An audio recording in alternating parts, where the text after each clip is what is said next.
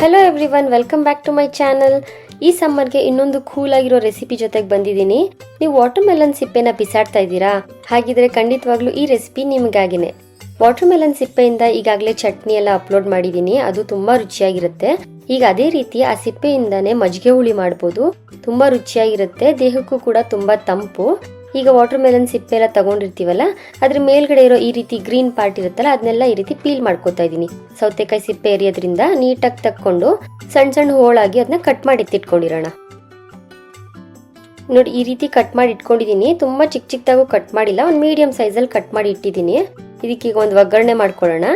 ಒಂದು ಪಾತ್ರೆ ಕಾಯಕ್ಕಿಡೋಣ. ಅದಕ್ಕೊಂದು ಸ್ವಲ್ಪ ಎಣ್ಣೆ, ಒಂದು ಸ್ವಲ್ಪ ಸಾಸಿವೆ, ಕರಿಬೇವಿನ ಸೊಪ್ಪು ಹಾಕೊಂಡು ಹೆಚ್ಚಿಟ್ಕೊಂಡಿರೋ ಈ ಕಲ್ಲಂಗಡಿ ಹಣ್ಣು ಹೋಳಿನ ಕೂಡ ಹಾಕೋತಾ ಇದ್ದೀನಿ.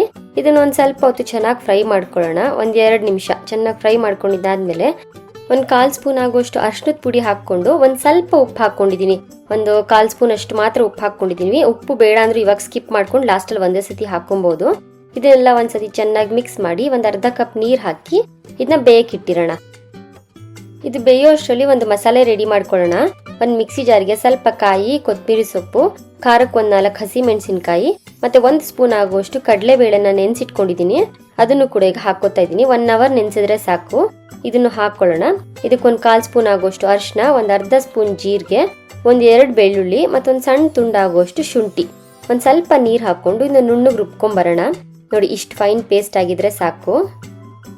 ಅಷ್ಟರಲ್ಲಿ ನಾವು ಹಾಕಿರುವಂತಹ ಈ ಕಲ್ಲಂಗಡಿ ಹಣ್ಣು ಸಿಪ್ಪೆ ಕೂಡ ಚೆನ್ನಾಗಿ ಬೆಂದಿರುತ್ತೆ. ನೋಡಿ, ಸಾಫ್ಟ್ ಆಗಿ ಆಗಿರ್ಬೇಕು, ಇಲ್ಲಾಂದ್ರೆ ಮಸಾಲೆ ಕುಡಿಸಿದ್ಮೇಲೆ ಅದು ಬೇಯೋದಿಲ್ಲ. ಈ ರೀತಿ ಕಟ್ ಮಾಡಿ ನೋಡಿದ್ರೆ ಅದು ಬೆಂದಿರಬೇಕು, ಅಷ್ಟಾದ್ರೆ ಸಾಕು. ಲಾಸ್ಟ್ ಅಲ್ಲಿ ಇದಕ್ಕೆ ನಾವು ರುಬ್ಬಿಟ್ಕೊಂಡಿರೋ ಮಸಾಲೆ ಮತ್ತೊಂದು ಸ್ವಲ್ಪ ಆಗೋಷ್ಟು ನೀರು, ಒಂದು ಅರ್ಧ ಗ್ಲಾಸ್ ಆಗೋಷ್ಟು ನೀರು ಹಾಕೊಂಡಿದ್ದೀನಿ.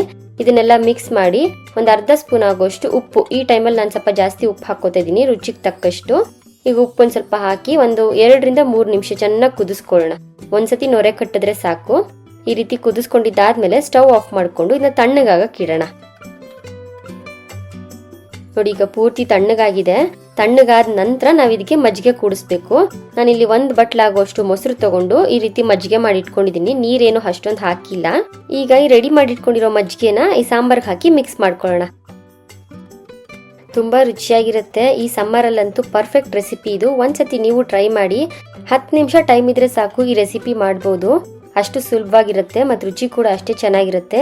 ಹಾಗಿದ್ರೆ ಈ ಸಮ್ಮರ್ ಅಲ್ಲಿ ನೀವು ಈ ರೆಸಿಪಿನ ಟ್ರೈ ಮಾಡ್ತೀರಾ ಅಲ್ವಾ? ಹೇಗ್ ಬಂತು ಅಂತ ಕಮೆಂಟ್ ಮಾಡೋದ್ ಮರಿಬೇಡಿ. ಹೀಗೆ ಸಿಂಪಲ್ ಅಡಿಗೆ, ಸೂಪರ್ ಟೇಸ್ಟ್ ಗಾಗಿ ನನ್ನ ಚಾನೆಲ್ನ ಸಬ್ಸ್ಕ್ರೈಬ್ ಮಾಡ್ಕೊಳ್ಳಿ. See you in the next video. Thank you.